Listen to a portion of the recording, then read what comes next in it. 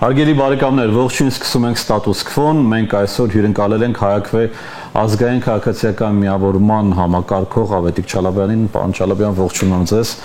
Այս նկարը խոսուն է այն մասին, որ դուք 1 թե 2 օր առաջ հայտարարությամբ հանդես եկաք, որտեղ կոչ եք անում առողջ ազգային ուժերին միավորվել, քանի որ դուք նշում եք, որ Սահմանադրական հանրաքվեն ըստ էության պարտադրվում է իշխանության կողմից եւ նպատակն է լուծարել միջազգայինորեն ճանաչված Հայաստանի Հանրապետությունը ձևավորել թուրքա-ադրբեջանական տանդեմի ենթակա կիսապետական կազմավորում։ Ճիշտ եմ մեջբերում ձեզ։ Այո, հենց այդպես։ Ինչ է սա եւ բնականաբար երկրորդ հարցը գայս է, որոնք են այդ առողջ ուժերը, որոնք միջև մա չեն միավորվել եւ հիմա պետք է միավորվեն։ Եկեք սկսենք խնդրից, իսկապես խնդիրը շատ սուր է։ Սեպտեմբերի 20-ին ելույթ ունենալով քաղաքացիական պայմանագրի համաժողովում վարչապետի պաշտոնը զբաղեցնող Նիկոլ Փաշինյանը հայտարարեց իր մտադրության մասին սահմանադրական մեծամասնություն ստանալ ընտրություններին եւ դրանից հետո մեր հասարակությանը սահմանադրության նոր սահմանադրություն ընդունելու հանրաքվե պարտադրել եւ դրանով մեկնարկել 4-րդ հանրապետությունը։ Ըստ էության, այդ ես բոլորը կրկնում եմ հենց համաժողովին ընդունված դրույթները, բայց եկեք փորձենք մենք թարգմանենք, թե դա ինչ է նշանակում։ Եկեք։ Ինչ է նշանակում սահմանադրական մեծամասնություն վերցնել մի ուժի դեպքում, որը մենք բոլորս գիտենք, որ լավագույն դեպքում հասարակության 15-ից 20%-ի աջակցությունն է վայելում։ Եվ այդ ձևի հավակնությունը ըստ էության նշանակում է մեր տեսանկյունից իշխանազավթման մտադրություն եւ իշխանազավթում բոլոր հնարավոր միջոցներով։ Ահաբեկում, շանտաժ, կեղծիքներ, ադմինիստրատիվ ռեսուրսի օգտագործում, ընտրակաշառքներ եւ այլն։ Ոչ մեկը հնարավոր չի բացառել։ Դե եթե դու ունես 20%-ի աջակցություն, բայց ասում ես վերցնել եմ 66 եւ ավելի տոկոս, ապա այդ տարբերությունը ինչի հաշվին ես վերցնելու։ Դենք կարա 40 վերցին, բոնուսով գնա 51 դառնալ կամ բայց ինքը ասել է սահմանադրական մեծամասնության մասին, մի մոռացեք։ Սահմանադրական մեծամասնություն։ Սահմանադրական մեծամասնությունը 66 եւ ավել տոկոսն է։ 66 եւ ավել։ Սահմանադրական մեծամասնությունը 66 եւ ավել տոկոսն է մեր սահմանադրությամբ այդպես է սահմանված։ Այդ մեկ։ Երկրորդը, երբ որ նա ասում է սահմանադրության փոփոխության մասին, հա, Սահմանադրության փոփոխության տեսանկյունից եկեք հասկանանք երկրորդը, ինչպես է դա թարգմանվում։ Մեր հասարակության 95%-ը դեմ է Ալիևի պահանջով սահմանադրության փոփոխությանը։ Եվ եթե դա տեղի ունենա այդ կարգի սահմանադրական հանրաքվե, ես բացարձակ չեմ կասկածում, որ դա տեղի ունենալու շանտաժի պայմաններով։ Շանտաժի, այսինքն գալու են մարդկանց ասելու են, որ եթե դուք չգաք հանրաքվեի եւ կողմ չքվեարկեք այն տարբերակին, որ դրված է, Ալիևը մեր դեմ պատերազմ է սկսելու։ Հիշեք խոսքերս, եթե հանգարց դրան հասնի, հանրաքվեն ասնելու է շանտաժի, այսպես ասած, ատրճանակի փողի ներքո։ Եվ չեմ բացառում նույնիսկ այն տարբերակը, որ Հայաստան նոր ներխուժում տեղի ունենա այդ ժամանակ, ադրբեջանական ուժերը առաջ գան, իրանց պահանջները դնեն եւ այլն։ Չեմ բացառում, չեմ կարապնդեմ, բայց չեմ բացառում նաեւ այդպիսի տարբերակը, հա։ Երրորդը, ինչ է նշանակում նոր սահմանադրություն։ Ինչ է նշանակում նոր սահմանադրություն։ Արդեն ակնհայտ է, որ դա այն սահմանադրությունն է, որում չկա անկախության հռչակագիրը։ Դրա մասին հայտարարել է Փաշինյանը։ Օգոստոսի 23-ին իր հայտնի ուղերձումն ասել է, որ այս հռչակագիրը իրականում դժբախտությունների աղբյուր է եւ այլն, որ սա մեզ տարել է սխալ ուղղությամբ եւ այլն։ Այն դեպքում որ ինքն է գնացել սխալ ուղղությամբ, ոչ թե մենք գնում ենք ճիշտ ուղղությամբ, ինչեւ իր հայտնվել է։ Ինքը վեկալեց այդ ամեն ինչը մեղմ ասած ռելսերից գցեց, հիմա փորձում է պնդել, որ մենք ենք սխալ ուղղությամբ գնում։ Երբ որ մենք ոչ մի սխալ ուղղությամբ չենք գնում, եթե մենք սխալ ուղղությամբ գնանք, չէր լինի ԵՀԿ Մինսկի խումբը, չեն լինի մադրիդյան սկզբունքները։ Բայց մենք ասում իրանք են, որ ինչ դուք ճիշտ բաներ եք ասում, բայց ասում ենք մեր հասարակությունը։ Հաստա ասում է ամեն ինչ իր ձեռքն է, մեղնել իր ձեռքները, մուշնել իր ձեռքը։ Չի, մենք ասում ենք մեր հասարակությունը այդպեսին է եղել։ Մենք ասում ենք մեր հասարակությանը, եւ ես եկել եմ ձեր տաղավար, որովհետեւ սա հավելյալ հնարավորություն է խոսալ։ Իհարկե, ես ուզում եմ ձեզ ասել, որ մենք այսինքն իրականում իրավիճակը բավականին ավելի բարդ է։ Դե դուք ինձանից լավ գիտեք, որ բավականին բարդ է իրավիճակը եւ այս մարդկանցից այդ մեխը եւ մուրճը վերցնելը, ինչը իրենք ֆիզիկապես են մուրճանում, բավականին բարդ գործընթաց է եւ իրենք ամեն ինչ անելու են, ինչպես եւ դուք եք նշում, չտալու այս գործը։ Հիմա տեսեք, այո, բարդ գործընթաց է, որովհետեւ իրանք ունեն թուրք-ադրբեջանական տանդեմի անվերապահ աջակցությունը, անվերապահ։ Թուրք-ադրբեջանական տանդեմը այս տարիների ընթացքում սկսած 2020 թվականից համոզվել է, որ Փաշինյանի պես նվեր իրանք չեն կարող ունենալ, որովհետև իրանք Փաշինյանի միջոցով ստացել են այն ամենը այս ընթացքում, որ այլապես պետք է 10 պատիկ ավելի մեծ զոհերի գնով ստանալ։ 10 պատիկ ավելի։ Ադրբեջանցիները մեզ հետ հանդիպումների ժամանակ ասում են դուք իրանց պետք իր պատվին պետք է արցանք կանգնեցնեք։ Նիկոլ Փաշինյանը դա ադրբեջանցիների խոսքերն են։ Իրանք չէ, մեզ են ասում որ դու մեծն դուք ասում չեք հասկանում Նիկոլ Փաշինյանը։ Մենք շատ լավ հասկանում ենք Նիկոլ Փաշինյանին, իսկ իրանք ամենայն հավանականությամբ վերջում կկանգնացնեն ինչ-որտեղ։ Այս վերջերս էս դա հարց է իրեն չեն դատելու, թե չեն ադրբեջանցիները վերջում։ Դե ադրբեջանցիները ոնց որ հասկանում եք դավաճանային ի վերջո բան են անում, վերացնում են, որպեսզի հետքերը վերացնեն։ Իսկ ինքը գնում այն ճանապարհով, որ իրենից պահանջելու են Քոչարյան, Սերժ, նույնիսկ Լևոն Տեր-Պետրոսյանի արտահանձնումը իրենց, վերջում իրեն, որտեղ ինքն էլ է համարվում իրենց պատկերացմամբ պատերազմ հրահրող կամ պատերազմ տեսեք, իրանք այդ խաղաթուղթը ըստեյցան պահում են, որովհետև եւ այն գործընթացները, որոնք հիմա Բաքվում են տեղի ունենում, մասնապես դատական process-ում, դրան են նաեւ տանում, որ իրանք Փաշինյանի վրա են դոսիե հավաքում։ Ամենավատը այն է, որ Փաշինյանը իր խոսույթով ադրբեջանցիներին օրնիբուն օգնում է։ Օրինակ, երբ որ ինքը ասում է, ինչ գործ ուներ հայ զինվորը Հայաստանի Հանրապետության միջանցքային տարածքից դուրս, ինքը շատ լավ գիտի այդ պատասխանը, որովհետև հայ զինվորը Արցախի Հանրապետության երաշխավորն էր։ Արցախի Հանրապետությունը ստեղծվել էր Խորհրդային Միության օրենքներին համապատասխան։ Խորհրդային Միության հենց դրա համար էր ստեղծվել ԵԱԿ Մինսկի խումբը։ Եթե Արցախի Հանրապետությունը ոչ լեգիտիմ լիներ, ԵԱԿ Մինսկի խումբ չէր ստեղծվի։ Ամբողջ աշխարհը կասեր ինչ է կանում, դուրս եկեք այդտեղից։ Երբևիցե այդպես բան չի եղել։ Երբևիցե ես մի առիթից օգտվում, ասեմ, որ հիշեցնենք ուղղակի մեր հերոստատողները, որ մինչև օրս մեր ունեցած անվտանգության հայեցակարգով, դոկտրինով Հայաստանը շարունակում է լինել Արցախի անվտանգության երաշխավորը։ Դրանից բխող բոլոր հետևանքները եւ գործողությունները։ Մեր ունեցած դոկտրինը ընդունվել է հենց Փաշինյանի իշխանության կողմից 20 թվականին։ Եվ էլ ավելին 21 թվականները, երբ Փաշինյանը եկել է իշխանության, ինքը որդեգրել է այդ դոկտրինը։ Իր քաղաքական ծրագրում այդ դոկտրինի բոլոր կետերը կան։ Արցախի ինքնիշխանության ապահովում, ինքնորոշման ապահովում, Շուշի եւ Հադրութի դեօկուպացիա եւ այլն։ Հասկանում եք։ Այսինքն սա մի մարդ է, որը սեփական քաղաքական ծրագրի ուղիղ հակառակն անում։ Նա եկել է մարդկանց խոստացել է մի բան, անում է ուղիղ հակառակը, եւ հիմա մեզ փորձում է համոզել որ իրա խոստումը կեղծ էր։ Երբ որ են ասում են ընկեր ջան, բայց դու ախր sense բան ես խոստացել, ասում են որտեղ ես այն ժամանակ հայրենասիրության ուրիշ բան։ Այսինքն նա կարծում են կներես քո որդին է եղել այդ Հայաստանի Հանրապետության միջազգային տարածքի, բայց քո որդին այնտեղ ինչ էր անում։ Քո որդին այնտեղ ինչ էր անում։ Ասում են դες այն ժամանակ ուրիշ ձև էի մտածում։ Այս էլիս դու մի հատ տարբերություն դու լրագրող ես, սիրելին ճակերտները հասկանալի է։ Դու լրագրող ես, մնացել ես լրագրող, այն փողով շանտաժային հոդվածներ գրողն ես մնացել, թե դու պետական գործիչ ես։ Եթե դու պետական գործիչ ես, դու ոնց կարաս վարչապետի պաշտոնում գլխումդ հայրենասիրության մոդել փոխվի։ Ինչպես դու հասկանում ես, որ այդ մոդելի փոփոխությունը բերել է հազարավոր զոհերի, բերել է միլիարդավոր դոլարների կորուստների, միլիարդավոր եւ տասնյակ միլիարդավոր դոլարների կորուստ։ Մենակ սպառազինությունը, որ մենք այնտեղ թողել ենք, ենթակառուցվածքը, որ մենք թողել ենք, մարդկանց անձնական գույքը ու սեփականությունը եւ ամենակարևորը մեր պատիվը, մեր ինքնությունը, այո։ Դու հասկանում ես այդ ինչ արժի է տանում, ինչ այդ բաներ կան, որոնք ընդհանրապես որևէ նյութական բան չես կարող։ Այն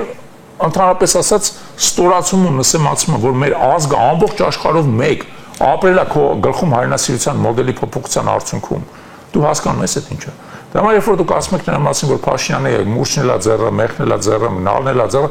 մուրշնել, մեղնել, նալնել Փաշինյանի ձեռքից պետք է առնել։ Եվ դա կարող անի մեր ժողովուրդը։ Մեր ժողովուրդն է ժամանակին մոլորության մեջ ընկած բերել Փաշինյանին։ Հիմա մենակ մեր ժողովուրդն է, որ պետք է Փաշինյանի ձեռքից դիշ։ Լավ, Ավետիքյան, ես ուզում եմ մի ամենադժվար հարց տալ ձեզ, կամ հարցերից մեկը, որ ինչպես ոչ մի հարցն հեշտ չի, բայց փորձեմ դրանց հերթով որ հարցն է, ինչպես անել ապահովելու այդ կոմունիկացիան ընտրողների հետ, քանի որ իհարկե դուք ինչ որ ասում եք, ես գիտեմ, որ դրանք հիմնված են ուսումնասիրությունների եւ այլնի վրա, մյուս կողմը պնդում է, որ իրենք ունեն բավականին մեծ աջակցություն, համենայն դեպս այն մասնակցողների շրջանում, որոնք գնալու են եւ ընտրելու են, որովհետեւ կարող է 60-70%-ը դեմ լինել Նիկոլ Փաշինյան, բայց չգնալ ընտրությունների պարզապես։ Հիմա ինչպես է կապահովելու այդ կոմունիկացիան։ Կարող են կոչել դա ռազմավարական կոմունիկացիա, կարող են կոչել ուղղակի ճիշտ կոմունիկացիա, որ այս խոսքը այն ինչ որ դուք ասում եք, դա հասցվի տեղ, որտեղ մինչև հասնում է տեղ, սովորական ընտրողի մտքում գալիս են, որ ինքը ասում է, դե կարևորը խաղաղությունը կա, դե լավ ճուզողներն են, որ չեն հասկանում այդ ամեն ինչը, կարևորը ճանապարհները կա, դպրոց են սարքես, նայ դե ինչ եք ուզում մեզանից, ադրբեջանցի հետ լավ կապրենք։ Ես ի պատասխան ձեր հարցի, որը արդարացի հարց է, հա, ուզում եմ պատասխանեմ հետևյալ ձևով, տեսեք, նախ պետք չի մտածել, որ բոլոր ընտրողները նույն կերպ են մտածում։ Ես պարբերաբար կրկնում եմ այդ միտքը, մեր հասարակությունը միատարր չի։ Մեր հասարակության մեջ կան տարբեր դիրքորոշումներ եւ ընդ որում մեր դիրքորոշումը օրեցօր ավելի մեծ թվով աջակիցներ է հավաքում, ես դա տեսնում եմ մասնավորապես մեր հիմնական հանրային հաղորդակցությանը արձագանքի տեսքով։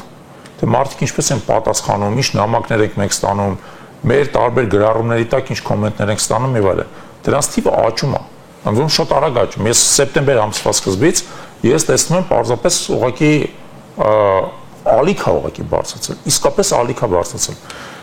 Մարդկանց մեծ մասը իրականում չեն հավատում Փաշինյանի խոստումներին։ Չեն հավատում, որովհետև նրանք տեսնում են 7 տարի պաթոլոգիկ սուտասանի գործունեություն, որը անընդհատ խափում է։ Անընդհատ ամեն քայլափոխին, ամեն շրջադարձին խափում է, եւ ոչ միայն մեր ժողովրդին է խափում։ Խափում է միջազգային գործընկերներին, գնում է միտեղ մի բան ասում, ուրիշտեղ ուրիշ բան ասում։ Գալիս աստեղ ասում եմ մենք ճանապարհ ենք տալի, երբ որ Ալիևը անդադ խոսում է Միչանսկի մասին, տարածորեն 3 է դրա մասին խոսացել Միացյալ ազգերի կազմակերպության գլխավոր անսամբլեի։ Տարածորեն 3 է դրա մասին խոսացել։ Այդ ոնց է հա որ դուք երկուսով եք գնում եք Տրամպի մոտ, մեկը հասկանում եք որ ճանապարհ եք տվել, մյուսը հասկանում է որ Միչանսկ է ստացել։ Այդ ոնց է այդպես ստացվում։ Հասկանալի է, չէ՞ որ իրականում անընդհատ մենք ապրում ենք այդ կեղծիքի պայմաններում, բայց ամենակարևորը հետևելն է, որի մեջ ես համոզվել եմ, հա, եւ այս նկարը նաեւ դրա ապացույցն է, ոնց որ տեսնում եք, այս նկարում ես մենակ չեմ։ Այս նկարում 50 մարդ է կանգնած։ Եվ հետո լինելու է 500, 5000, 50 եւ 500,000։ Դրա հիմնական ճանապարհը մարդկանց հետ խոսելն է։ Մարդկանց հետ խոսելն է։ Մենք անընդհատ պետք է մարդկանց հետ խոսենք, մարդկանց հետ բացատրենք։ Մենք պետք է հասկանանք, որ իսկապես մենք կենաց մահու ընտրության առաջ ենք կանգնած։ Կենաց մահու ընտրությունը կաբինետներից, բազմոտներից, խելոք խոսելով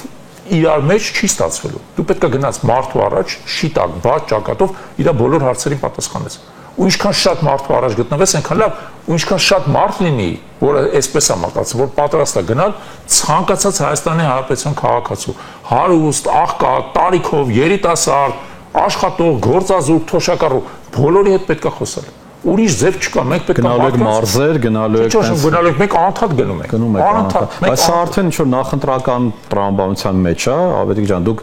մասնակցելու եք ընտրություններին եւ թե դեռ չեք մասնակցել, բայց կարևոր բան եք անում։ Տեսեք, ես սա չեմ համարում ընտրություններ դասական քաղաքական իմաստով։ Սա մեր ապագայի ընտրությունն է։ Մենք իմ տեսանկյունից կամ կարողանանք նորից վերադառնալ ազգային պետություն լինելու ուղեգծին, որի մենք հիմա չենք։ Կամ ինչպես արդեն ասել ենք, մենք կդառնանք ուրիշի, օտարի, իրական թշնամու, պարտադրանքի տակ ապրող կամակատարների հավաքածու։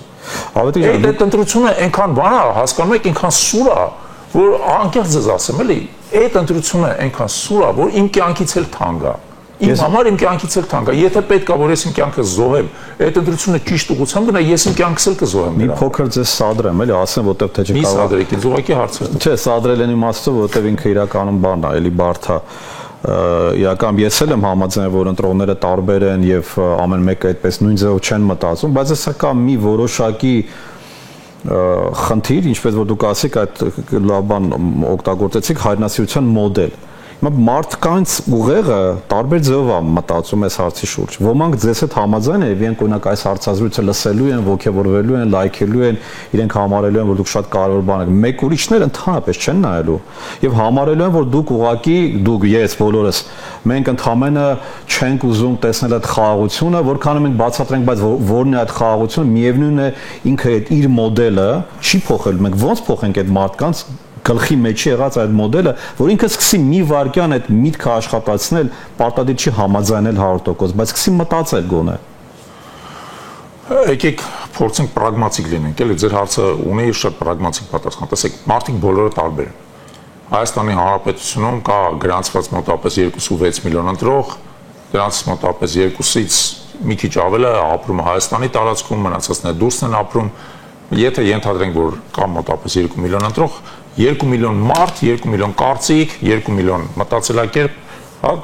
համասեր չեն մարդիկ։ Պետք չի փորձել բոլորի համար նույն պատասխան տալ։ Բայց եկեք հետևյալ տրամաբանությամբ նայենք։ Տեսեք սպեկտր կա մարդկանց, սպեկտր։ Սպեկտրի մի ծայրում են մարդիկ են, որոնց ոչ մի բան պետք չի բացատրել, նրանք ամեն ինչ հրաշալի հասկանում են մերպես։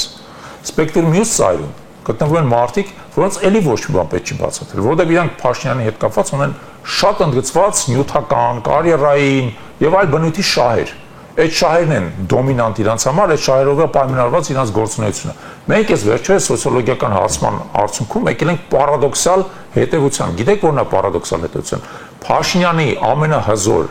աջակցության խումբը այդ են մարդիկ են, որոնք իրենց նկարագրել են որպես բարձր կենսամակարդակի մարդիկ։ 4 խումբ ունենք, ցածր կենսամակարդակի,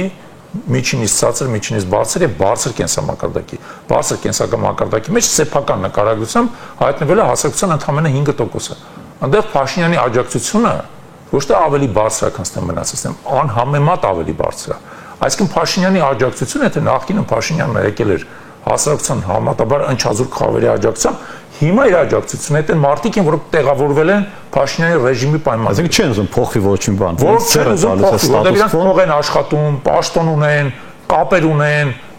բռնագանձված գույք են ջրի գնով ձեռք բերում եւ այլն եւ այլն։ Այդ են, իդեպ մի զարմացեք, ախր պետք է հաշվ առնել հետեւյալը։ Օրինակ իրավապահ մարմիններում կլինի դա դատախազություն, քննչական եւ այլն։ Վարձատրությունը այս ընթացքում 3-ից 5 անգամ բարձրացել է։ Ես ու դուք 3-ից 5 անգամ լավ չենք ապրում։ Իրանց վարձատրությունը 3-ից 5 անգամ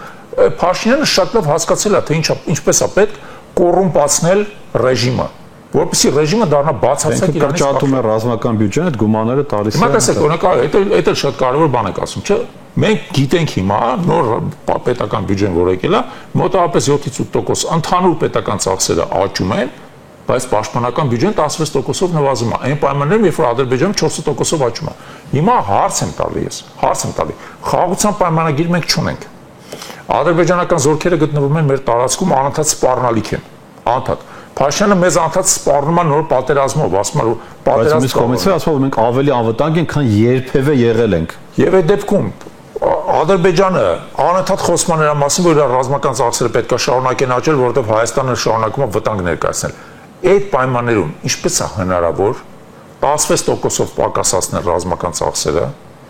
պակասացնել ժամկետային ծառայության տևողությունը եւ դա նույնիսկ չլրացնել, ասեմ ձեզ, նույնիսկ չլրացնել ինքը դա վաճառում է Ադրբեջանին, որպես տեսեք, այլևս Հայաստանը ձեզ համար վտանգ չի։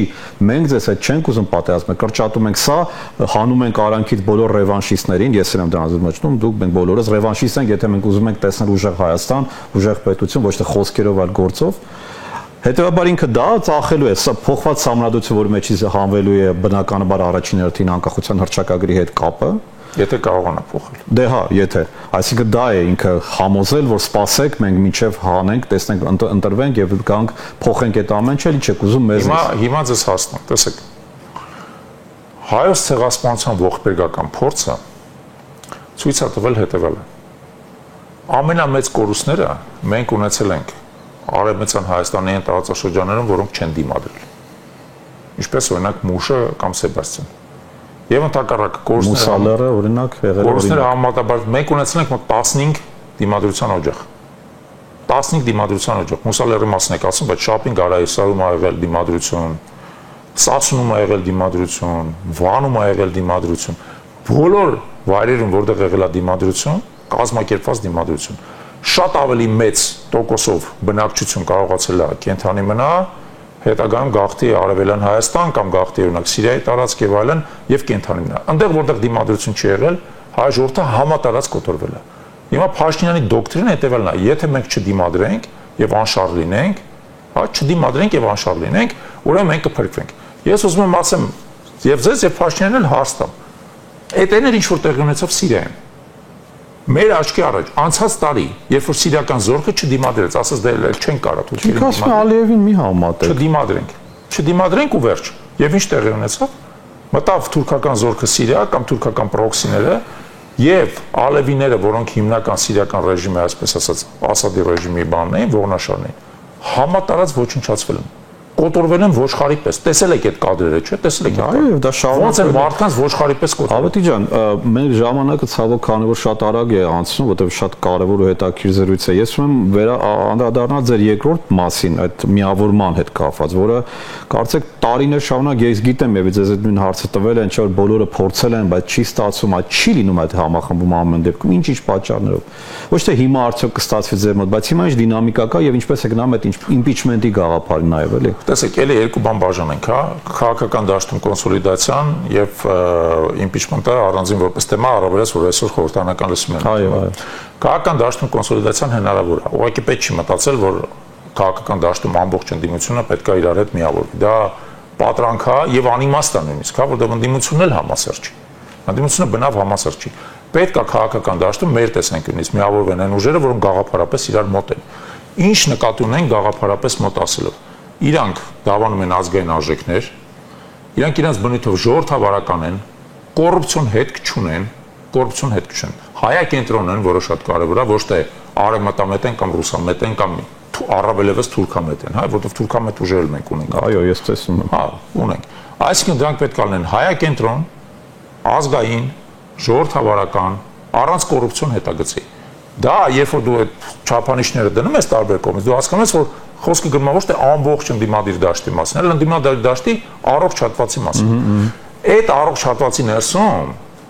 կոնսոլիդացիոն գործընթացը եւ համախմբումը ավելի հեշտ է, որովհետեւ իրանք ավելի քիչ կիսելու բան ունեն, մեղմ ասած։ Իրար հետ ավելի քիչ խնդիրներ ունեն եւ այլն։ Հիմա այդ գործընթացը գնում է իրականում, ձեզ ասեմ, գնում է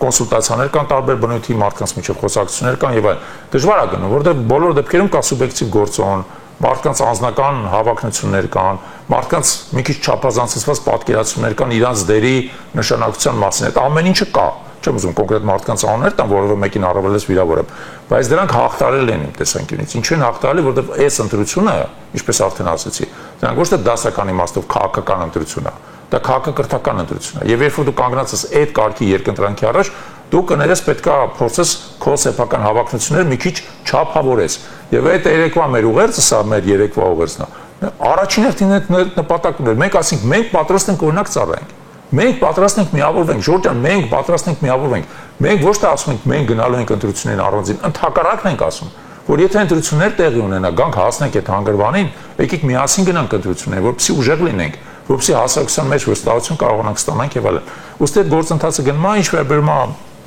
ազգային ժողովում անվստահություն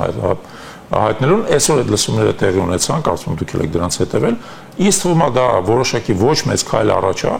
բայց շատ կարևոր է իհարկե եւ բոլորս պետք է հիշենք, հա, որ ի վերջո որպեսզի ազգային ժողովում հնարավոր լինի անվստահություն հայտնել Փաշինյանին, պետք է առնվազն 54 պատգամավորի աջակցություն։ Այսօրվա դրությամբ, եթե հետևենք լսումների ընթացքին, կա 34 պատգամավորի աջակցություն։ Ամենայն դեպս այդքան է հայտարարված, ընդ որում Հայաստան Դաշինքը երբ որ ասում է, որ ինքը ունի 28 պատգամավոր, հիշենք, որ օրինակ Արեգնազ Մանուկյանը տարածորեն մի քանի օր առաջ վայր դրել պատգամավորական մանդատ, մենք չգիտենք նույնիսկ ով է իրան փոխարինելու, որ կարող է միաժեք ենթադրենք այդ ֆունկցիան կատարի, բայց բոլոր դեպքերում այդ 34-ից անցումը 54-ի դա հսկայական քայլ է, որովհետև մնացածները մեծ մասը դրանք քաղաքացիական պայմանագիր խմբակցության պատգամավորներ են։ Եվ այս պայդրությամբ առայժմ չեմ տեսնում որն է իրանց մատիվը անցնելու այս ճամբարը։ Գուցե մարդիկ իրանց այդ աշխատանք են տալի եւ գիտեն, բայց ես դա առայժմ չեմ տեսնում։ Այդպես ասած հենց այդ Աքիլեսյան գարշապարն է եղել է դա։ Ասեմ ձեզ անկեղծորեն, հա, մենք ողջունենք, եթե հնարավոր լինի Փաշինյանին անվստահություն հայտնել ազգային ժողովում, ինչի որովհետև այդ դեպքում հերթական ընտրությունները հնարավոր կլինի իրականացնել առանց Փաշինյանի, առանց ադմինիստրատիվ ճնշման, համեմատաբար ավելի